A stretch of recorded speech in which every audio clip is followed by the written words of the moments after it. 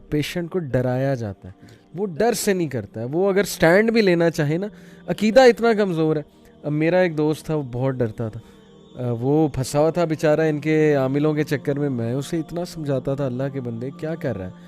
کہتا تھا مجھے پتہ ہے, لیکن کہتا تھا نہیں مجھے ڈر ہے کہ اگر میں, کیونکہ انہوں نے مجھے ایک دو بار وارن کیا کہ اگر تم پیچھے ہٹو گے تو پھر یہ ہو جائے گا, وہ ہو جائے گا. پھر یہ ڈراتے بھی بہت زیادہ. اس پر آپ کا کیا میسیج ہے لوگوں کو کہ جو ڈرانے والی بات جو ہے؟ دیکھیں وہ اپنے ساتھ اٹیچ, سب سے پہلے وہ آپ کے ساتھ وہ لوگ جو اٹیچ ہیں, سمجھدار ہیں نا, ان کو آپ سے دور کریں گے. مثلا آپ کے گھر میں دم کرنے آئے نا, تو جب پیشنٹ سے بات چیت کریں گے نا, ان کو فوری پتہ چل جائے گا کہ اس مجلس میں کوئی سمجھدار بندہ تو نہیں بیٹھا کہ جو میری باتیں بعد میں اس کا اثر ہی زائل کر دے. اچھا, جب وہ دیکھیں گے کچھ لوگوں کو تو وہ ویسے کوئی چیز لینے بھیج دیں گے, آپ زعفران لے آئیں. جو سیانہ بندہ ہے نا, اس کو کہیں گے آپ زعفران لے آئیں. کسی کو اور دوسرے کام بھیج دیں گے. اچھا, تیسرا یہ ہے کہ ایک خاتون ہے نا, اور وہ کہتی ہے کہ نہیں میرا جو شوہر ہے نا وہ نہیں مانتا. اب وہ سمجھدار ہے شوہر, جو گھر والی کو سمجھانے کی کوشش کرتا ہے. تو جادوگر یہ نہیں کہتا کہ وہ آپ کو اچھا مشورہ دیتا ہے, وہ کہتا ہے دیکھیں اس کے اوپر تو سب سے زیادہ اثر ہے نا, وہ چاہتا ہی نہیں آپ کا ٹریٹمنٹ ہو. صحیح. تو بیسیکلی سب سے پہلے ان لوگوں کی آپ کو مجلس سے نکالا جاتا ہے کہ جو اہل علم سورسز کٹ کر دیں آپ کی, جو آپ کو سمجھانے والی سورسز. اچھا, سب سے پہلے وہ کٹ کرتے ہیں. دوسرا پھر جب آپ تنہائی میں آ جاتے ہیں, نبی صلی اللہ علیہ وسلم نے نا کہ وہ اکیلی بکری جو ہوتی ہے نا, ریوڑ سے الگ ہوتی ہے, اس کو پھر بھیڑیے نوچ ہی لیتے ہیں. تو جب آپ اپنے ایسے مخلص دوست جو ہیں, اہل علم لوگ ہیں, ان کی مجلس سے نکل کے دوسری طرف جاتے ہیں, اس کے بعد پھر آپ کو اکیلے پریشرائز کرتے ہیں. دیکھیں یہ چیز اگر آپ نے کسی کو بتائی تو آپ کا نقصان ہو جائے گا, عمل ہی ضائع ہو جائے گا. 1 مہینہ جو میں کچے دھاگے سے الٹا لٹک کے آپ کے لیے عمل کر رہا ہوں نا, جادو زائل کرنے کے لیے, یہ ضائع ہو جائے گا.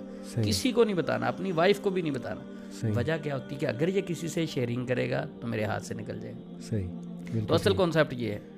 سمجھ گیا. اچھا, ایک اور بات عثمان بھائی, کہ اکثر یہ لوگ کہتے ہیں جی کہ ہم تو گئے تھے عامل کے پاس اور مسئلہ حل ہو گیا, تو آپ تو کہہ رہے ہیں جانا نہیں چاہیے, تو ہم تو گئے مسئلہ تو حل ہو گیا.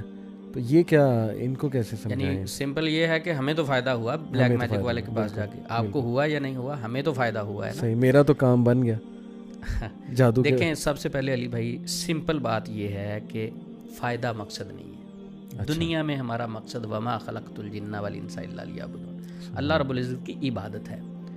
عبد کسے کہتے ہیں؟ ہم تو اس لفظ کو ہی نہیں سمجھتے کہ عبدیت کیا ہے. صحیح. عبد وہ ہے جو اللہ رب العزت کی عبادت کرتا ہے. صحیح ہے. یعنی اپنے آپ کو اللہ رب العزت کے تابع کر دیتا ہے. صحیح. اچھا, آزمائش آتی ہے بندے کے پاس, یہ فوری بھاگ جاتے ہیں جادوگر کے پاس, فرق محسوس ہوتا ہے, کہتے ہیں ہمیں فائدہ ہو گیا. بھائی تیرا مقصد دنیا میں صرف فائدہ حاصل کرنا ہے یا اللہ اور اس کے رسول کو راضی کرنا ہے؟ سبحان اللہ. جب آزمائش آئی ہے اس موقع پہ اللہ آپ کو آزما رہے ہوتے ہیں, یہ کس طرف جاتا ہے؟ صحیح. عبداللہ بن مسعود رضی اللہ عنہ والی حدیث مسند احمد میں 7 نمبر جلد میں وہ ہے. کیا کرتے ہیں کہ ان کی وائف کہتی ہیں کہ عبداللہ بن مسعود جب بھی گھر میں داخل ہوتے تھے تو کھنکھارتے تھے, تھوڑی سی آواز نکالتے تھے. کہتے وہ آئے, اب گھر میں داخل ہوئے تو ایک بڑھیا مجھے دم کرنے آئی ہوئی تھی. کہتے میں نے انہیں اپنی چارپائی کے نیچے چھپا دیا ان کے ڈر کی وجہ سے. تو عبداللہ بن مسعود رضی اللہ تعالیٰ عنہ کہتی ہیں کہ میرے گلے کے اندر ایک دھاگا دیکھتے ہیں, تو میرا دھاگا اتار دیتے ہیں. کیا فرماتے ہیں کہ یہ شرک ہے. دھاگے پہننا, تعویذ پہننا, محبت کے عمل کرنا, یہ شرک ہے. صحیح.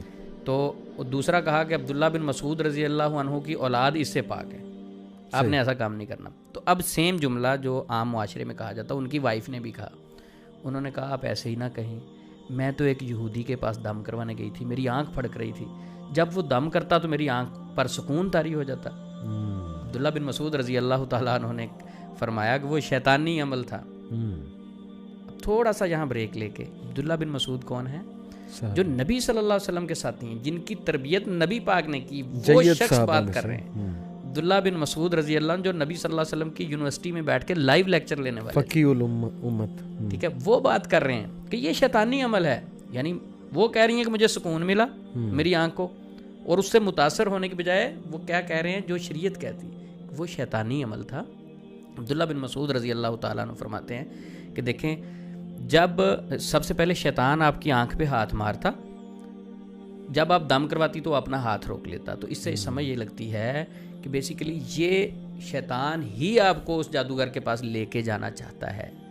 اس کا سب سے پسندیدہ عمل شرک ہی تو ہے, شرک ہی تو کروانا ہے. جب آپ نے شرک ہی کر لیا تو وہ کیوں تنگ کرو, آپ تو اس کے سگے بھائی ہوئے نا. آپ پہ اس نے جادو کیا, آپ شرک کی طرف چلے گئے, وہ کیوں تنگ کرے آپ کو؟ وہ کہے گا جناب سلوٹ ہے آپ کو, آپ تو میرے ساتھ. آپ ہی نے ایک بار شاید بتایا تھا نا, ایک شخص نماز پڑھتا تھا, وسوسے بڑے آتے تھے, تو شاید آپ نے کہا, کسی عالم نے کہا کہ یہ تو دلیل ہے کہ تمہاری نماز اچھی ہے. جی, کیونکہ جو شخص نماز نہیں پڑھتا اس کو وسوسے کیوں آنے؟ وہ تو کام شیطان کا آلریڈی کر رہا ہے, تو شیطان اسے کیوں تنگ کرے گا؟ شیطان تو تنگ ہی اسے کرتا ہے جس سے خطرہ ہے. تو یہ آسان الفاظ میں اس کو اس طرح سمجھاؤں, اور آڈینس کو بھی سمجھانا چاہوں گا کہ شیطان کا مین مقصد ہے ہم سے شرک کروانا, ہمارا عقیدہ اللہ کے حوالے سے ویک کرنا. کیونکہ جب عقیدہ ویک ہو جائے گا ہماری بیس ویک ہو جائے گی. جب ہماری بیس ویک ہے پھر وہ ہمیں ہاتھوں چنے چبوائے گا, ناکوں چنے چبوائے گا, اور ہمیں جو ہے وہ اپنے ظاہر ہے چنگل میں پھنسائے گا, اور بہت کچھ کر سکتا ہے کیونکہ اس نے ہماری بیس ہلا کے رکھ دیا. پھر وہ ہمیں ذلیل بھی کرے گا, پھر وہ ہمیں نیچ بھی دکھائے گا, نیچ دکھا کے ہنسے گا کہ یہ ہے تمہاری اوقات انسانوں, کہ تم مرغی جو ہے وہ اس کا ذبح کر کے وہ نہر میں پھینک رہے ہو, پتہ نہیں غلیظ گندی حرکتیں تم کر رہے ہو, تو ہنستا ہوگا وہ تو انسانوں کی ایسی جو ہے وہ حرکتیں دیکھ کے. علی بھائی میں آپ کو واقعہ سناتا ہوں کہ لاہور سے ایک فیملی آئی, میاں بیوی اور ان کا ایک بیٹا تھا, بڑے پڑھے لکھے لوگ تھے, سمجھدار تھے, ان کے ہسبینڈ اچھے لیول کے آفیسر رہے تھے. صحیح. تو وہ مجھے پوچھتے ہیں کہ میں سمجھدار لگ رہا ہوں آپ کو؟ صحیح. میں نے کہا بالکل آپ سمجھدار لگ رہے ہیں, بڑے اچھے لگ رہے ہیں. صحیح.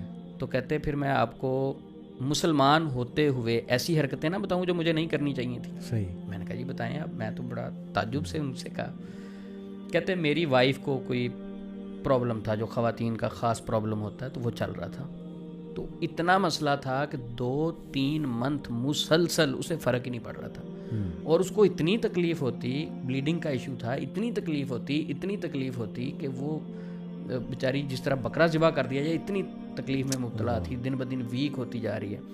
بہرحال کہتے ہم نے ہاسپٹل میں اسے داخل کروایا, دم شام بھی کروائے.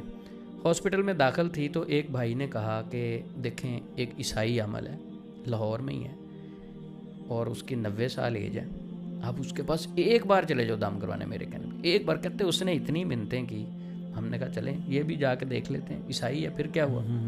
کہتے ہم نے ڈاکٹر سے نا جھوٹ بولا, وہ ہسبینڈ اس کے کہتے ہیں کہ میری نا وائف ذرا ہاسپٹل میں رہ کے تنگ آ گئی, تو میں اس کو تھوڑا سا باہر گھما کے لے آؤں, ذرا ذہن فریش ہو جائے. کہتے جانا ہم نے دم کروانا تھا. عثمان بھائی کہتے ہیں کہ ہم اس کو وہاں سے لے کے نکلے, میں اس عامل کے پاس گیا, وہ سگریٹ پی رہا تھا. اچھا. کہتا میں پڑھا لکھا لگ رہا ہوں. پھر اس نے پوچھا, کہتے مجھے اس نے کہا ہاتھ آگے کرو. کہتے میں نے ہاتھ آگے کیا, اس نے سگریٹ کی وہ راکھ تھی میرے ہاتھ پہ پھینکی, کہتا کھا لو. کہتا میں نے کھائی, میں کتنا ماشاءاللہ سمجھدار لگ رہا ہوں, میں نے کھائی. کہتا جب پھر کہتا اس کے بعد کیا ہوا, میری وائف کے سر پہ اس نے ہاتھ رکھا اور وہی سگریٹ پیتے ہوئے دھواں تھوڑا سا اس طرف پھینکا. اس نے کہا لے جاؤ. کہتے میں نے دل میں سوچا کہ یہ کیا اتنا سا کام تھا, اور یہ کیا کہہ رہے ہیں. کہتے عثمان بھائی آپ حیران ہوں گے, میں وہاں سے نکلا, میری وائف کو وہ والی بیماری ایسے تھی جس طرح کبھی ہوئی نہیں. اچھا کہتے ہم گھر پہ آ گئے, رستے میں 2 دن 3 دن ہاسپٹل چلے گئے, بالکل اس کے بعد نہیں ہوئی بیماری. اچھا میں نے اس سے پوچھا, اب ان کا کوئی اور مسئلہ تھا جو میرے پاس ہے. میں نے کہا صحیح بتائیں اگر آج وہ ہے زندہ. کہتے نہیں وہ فوت ہو گیا. میں نے کہا اگر زندہ ہوتا تو کہتا یقیناً ایمان میرا اجازت نہیں دیتا, لیکن میں اس کے پاس ہوتا. میں نے کہا کیوں؟ کہتا ایمان ہی ڈیمیج ہو گیا عثمان بھائی. میں نے کہا یہ ٹھیک تھا جو آپ نے کیا. کہتے میرا ضمیر مطمئن نہیں ہے, میں نے غلط کیا, لیکن میں نے کیا. یعنی ہم اپنی آسانی کے لیے, ہم اپنے سکون اور سہولت کے لیے شریعت کو چھوڑ دیتے ہیں, اللہ اور اس کے رسول کی بات کو چھوڑ دیتے ہیں. میں کہتا ہوں کہ 100 بار تف ہے ایسے سکون پہ جو اللہ اور اس کے رسول کو ناراض کر کے. بے شک ایسا سکون ہمیں نہیں چاہیے. بے شک جو ظاہری دنیا کے سکون ہے وہ تو پھر غیر مسلموں کے بعد بہت ہیں, لیکن یہ عارضی الحیات الدنیا والآخرۃ خیر. اب وہ خاتون کا مسئلہ, اس پہ تھوڑا سا یہ بنتا ہے کہ کیسے. میں نے 2-3 چیزیں سوچی.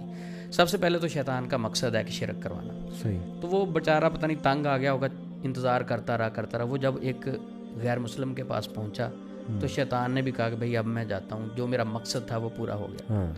ایسے عقیدے والے. اب کچھ لوگ کہیں گے جی وہ آپ ڈاکٹر سے علاج نہیں کرواتے, گورا ڈاکٹر جب علاج کرتا ہے آپ کے اسکین کرتا ہے, آپ کو ڈرپ لگاتا ہے, وہ کیسے لگوا لیتے. دیکھیں وہ ایک جسمانی معاملہ ہے, یہ ایمان کا مسئلہ ہے. بالکل ٹھیک. یہ شریعت کا مسئلہ ہے. صحیح. روحانیت کا مسئلہ ہے. صحیح. یہ آپ کی روح کے ساتھ چیزیں لنک ہیں. صحیح. تو اب وہ 2 چیزیں ہیں یہاں. ایک تو اس کا شیطان کا مقصد تھا کہ یہ کسی بلیک میجک والے کے پاس جائیں اور اپنے ایمان سے ہاتھ دھو بیٹھیں. قرآن کو چھوڑ کے دیکھیں, اس نے عیسائی نے کو قرآن پڑھ کے تو دم کرنا نہیں تھا.